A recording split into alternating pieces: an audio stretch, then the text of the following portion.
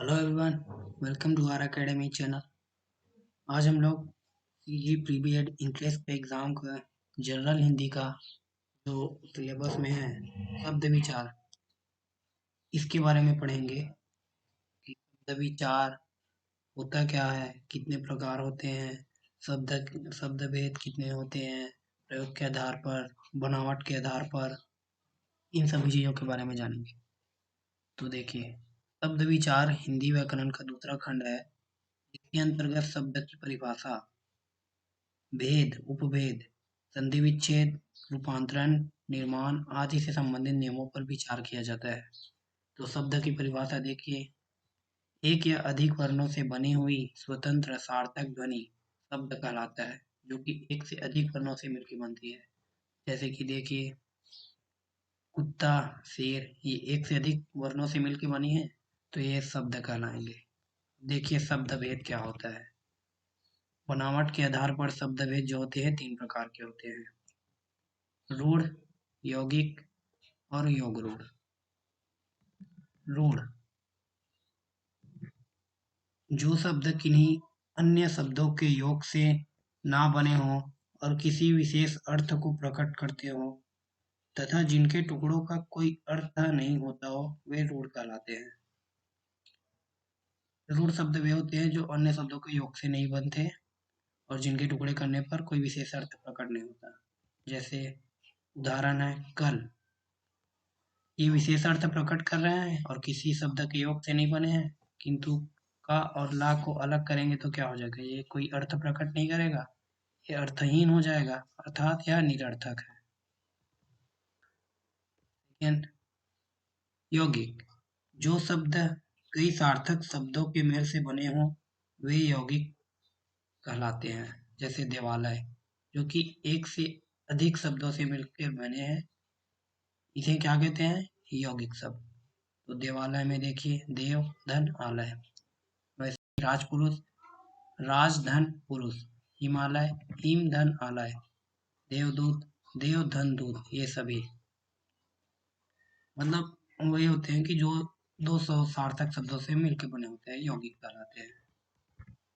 और बात करें योग रूढ़ की, तो वे शब्द जो यौगिक तो हैं किंतु सामान्य अर्थ को ना प्रकट कर किसी विशेष अर्थ को प्रकट करते हैं, योग रूढ़ कहलाते हैं। योग रूढ़ वे होते हैं जो यौगिक तो होते हैं किंतु विशेष अर्थ को प्रकट नहीं करते और विशेष अर्थ को प्रकट करते हैं और सामान्य अर्थ को प्रकट नहीं करते।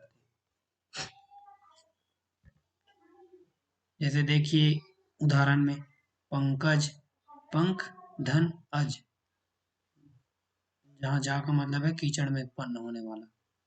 पंकज, ये क्या होते हैं, विशेष विशेष शब्द होते हैं पंकज, ये कि जिसका हिंदी मतलब होता है, ये पंकज क्या है, योग रूढ़ है।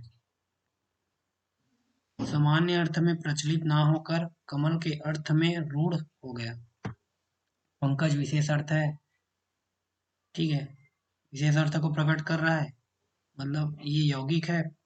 पंकज, पंकज जो है ये यौगिक है, किंतु सामान्य अर्थ में यह क्या है, कमल के रूप में प्रयोग करते हैं, जो कि क्या है, रूढ़ है। तो यही है योग रूढ़। तो हम लोग क्या करेंगे, एक बार देख लेते हैं क्या क्या हो रहा है। बनावट के आधार पर शब्द भेद जो होते हैं तीन प्रकार के होते हैं: रूढ़, यौगिक और योग रूढ़। रूढ़ वे होते हैं जो किसी विशेष अर्थ को प्रकट करते हैं किंतु इनके टुकड़े करने पर यह अर्थहीन हो जाता है। याद रख लेना, जैसे कल और पर, कल को अलग करेंगे तो ये अर्थहीन हो जाएंगे। वैसे ही यौगिक वे होते हैं जो कि दो शब्दों के योग से बनते हैं, सार्थक शब्दों के मेल से बनते हैं। जैसे देवालय, राजपुरुष, हिमालय, देवदूत, ये सभी क्या होते हैं, यौगिक। और योग रूढ़ वे होते हैं जो यौगिक तो होते हैं और विशेष अर्थ को प्रकट करते हैं किंतु सामान्य अर्थ में क्या होते हैं, रूढ़ होते हैं। ये वाला उदाहरण याद रख लेना, पंकज, पंख, धन, ज। पंकज, पंख, धन, ज। पंकज क्या है, यौगिक है, किंतु सामान्य अर्थ में पंकज का क्या मतलब होता है, कमल, जो कि क्या है, रूढ़ है। क्योंकि कमल तीनों को हम लोग तीन भागों में विभाजित करेंगे, का, मा और ला, तो ये क्या होंगे, रूढ़ होंगे। अब शब्द भेद। उत्पत्ति के आधार पर शब्द के निम्नलिखित 4 भेद हैं: तत्सम, तद्भव, देशज और विदेशी। तो तत्सम शब्द वे तत्सम क्या होते हैं? जो शब्द संस्कृत भाषा से हिंदी में बिना किसी परिवर्तन के ले लिया गया है, वे तत्सम कहलाते हैं। जैसे अग्नि, क्षेत्र, वायु, रात्रि। मतलब जो संस्कृत भाषा से बिना हिंदी में परिवर्तित किए डायरेक्ट लिख दिया गया है, वो क्या कहलाते हैं?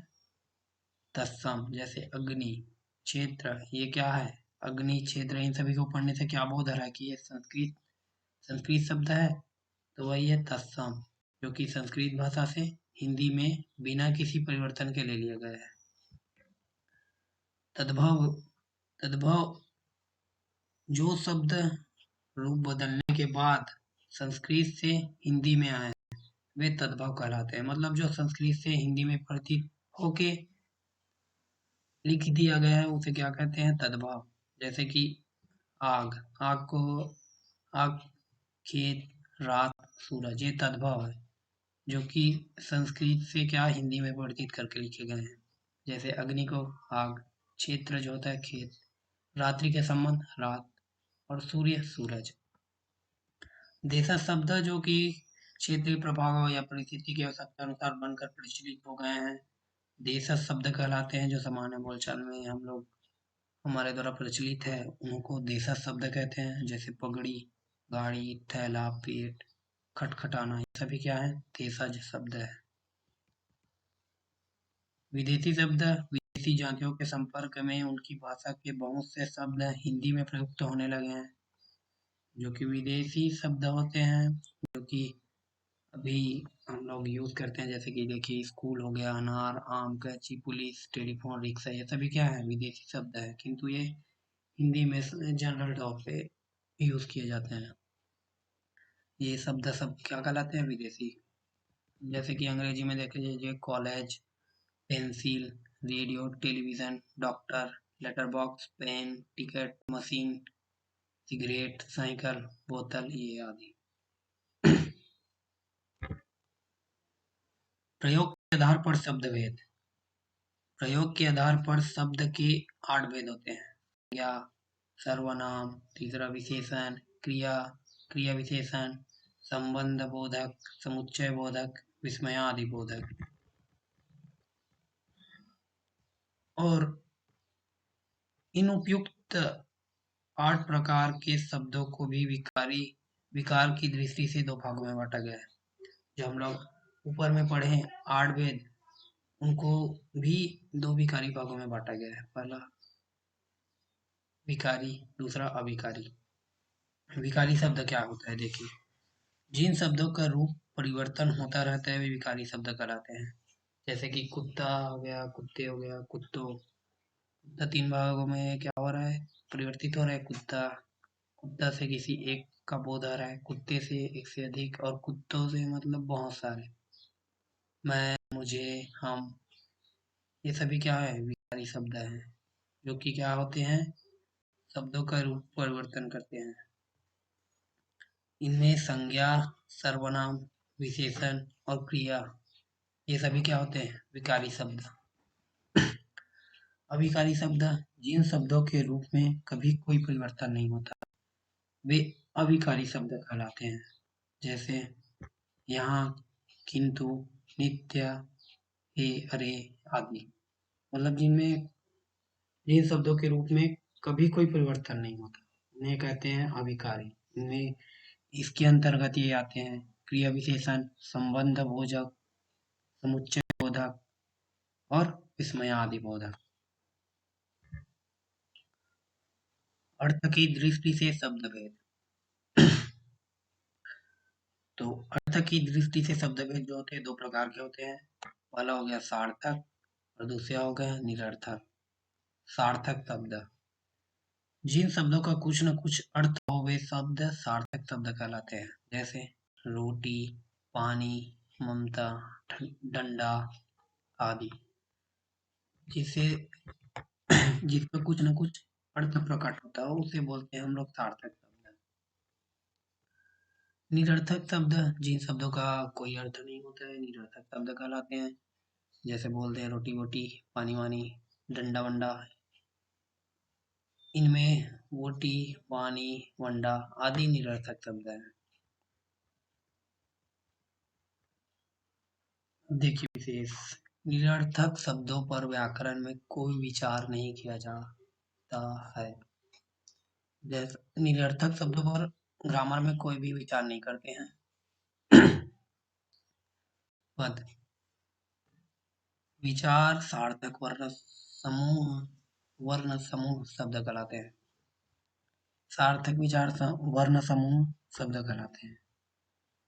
और जब इसका प्रयोग वाक्य में होता है तो वह स्वतंत्र नहीं रहता बल्कि व्याकरण के नियमों में बन जाता है और प्रायः इसका रूप भी बदल जाता है।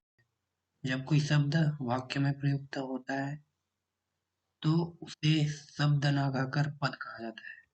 कहने का मतलब क्या है? जैसे कोई शब्द हो गया, वो किसी वाक्य में लिख दिया गया तो वो किसी विशेष अर्थ को प्रकट करेगा और वो शब्द न कहलाकर पद कहलाएगा। यही है। तो हिंदी में पद 5 प्रकार के होते हैं: संज्ञा, सर्वनाम, विशेषण, क्रिया और अवयव। बात करते हैं संज्ञा की। तो किसी व्यक्ति, वस्तु या स्थान के नाम को क्या कहते हैं? संज्ञा कहते हैं। जैसे श्याम, आम, मिठास आदि। संज्ञा के भी 3 भेद होते हैं: व्यक्तिवाचक संज्ञा, जातिवाचक संज्ञा, भाववाचक संज्ञा। व्यक्तिवाचक संज्ञा क्या होता है? जिसे किसी व्यक्ति का बोध होता है।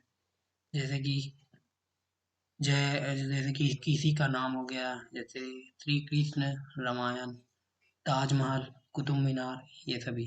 जातिवाचक संज्ञा, जिससे किसी जाति का बोध होता हो उसे बोलते हैं जातिवाचक संज्ञा। भाववाचक संज्ञा, जिससे किसी भाव की देखिए, भाववाचक संज्ञा जिससे किसी भाव का बोध हो।